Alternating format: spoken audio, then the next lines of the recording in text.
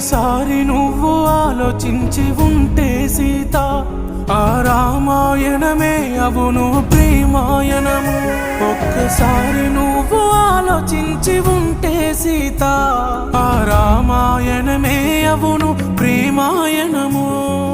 దిగ దిగ దిగ దిగ్గజ అంజని సుత, జయ జయ జయ కేతన వాయుపుత్ర, రఘుపతి సేనా రాఘవ